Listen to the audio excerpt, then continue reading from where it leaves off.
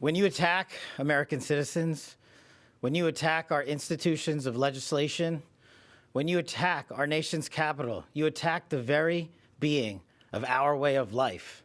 And this FBI and this Department of Justice stand here to tell you that we will always refute it and combat it. We will provide the safest country the nation has ever seen under President Trump's leadership here.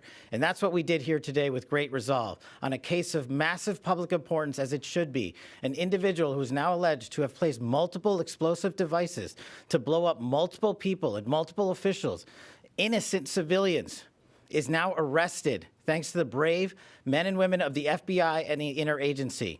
I want to take a moment to thank the Metropolitan Police Department, the United States Capitol Police, our brave prosecutors, the Department of Justice, and our leader, Attorney General Pam Bondi, and U.S. Attorney Jeanine Pirro, whose relentless work on this case made this possible. As the Attorney General said, we did not discover any new information.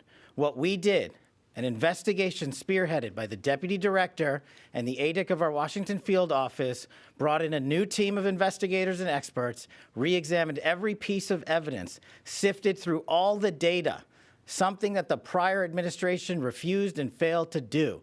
As a result of that, we generated numerous investigative leads, executed multiple legal process with our U.S. attorney partners, and came to this conclusion today.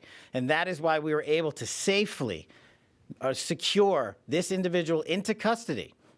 Remember, we are dealing with an individual who is alleged to have made bombs. We cannot do this sort of takedown in haste because it endangers the lives of law enforcement. And this FBI will never allow the lives of law enforcement and our prosecutors to be put in jeopardy.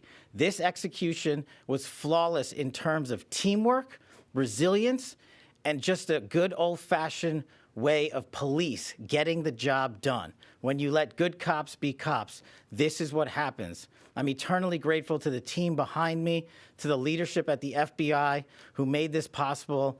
But I do want to highlight, when I introduced the deputy, he made this case and so many others, including Summer Heat, his priority to come in here and solve it for the American people. And today, I'm proud to stand here before you and say, we solved it.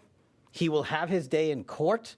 The American public and the world will learn even more information through the legal process, as we have committed under this Attorney General. We are the most transparent law enforcement operation in U.S. history, but we are also going to make sure accountability is delivered to its fullest extent, and that happens in the courts of law with our U.S. attorneys and our prosecutors. So we will divulge information when it is prudent and constitutionally permissible, while upholding the safeguards of this case to make sure that the people that this individual intended to victimize get the accountability they deserve, and most importantly, to deliver on President Trump's promise to secure our nation's capital and the rest of the cities in this country, to make sure that Americans are allowed to go out free and securely in their neighborhoods, and that people around the world are allowed to visit our nation's capital, and they now have that trust thanks to the leadership of the FBI, the Washington field office, and I'm honored now to introduce to you Deputy Director Bongino, who spearheaded this investigation. Thank you, General. And as I stated earlier, and as the General has already reiterated,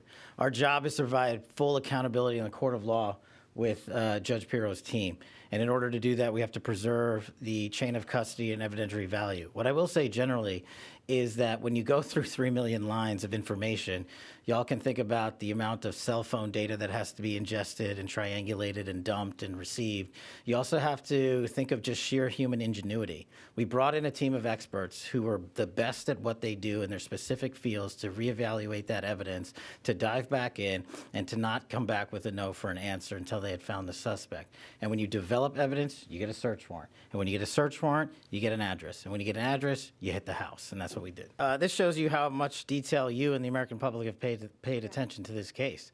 Of course, we analyzed everything that you're seeing on this poster board and information that you will see through the formal charging process and court process.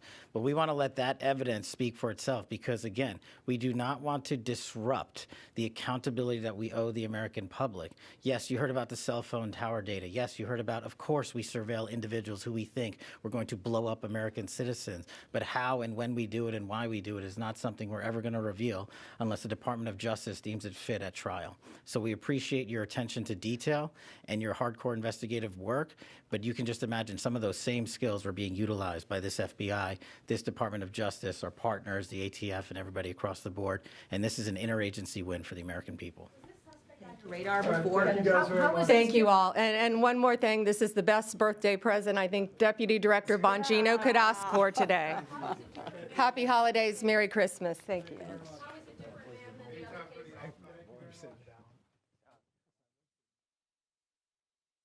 If you like this video, then like, share and subscribe to Mirror Now.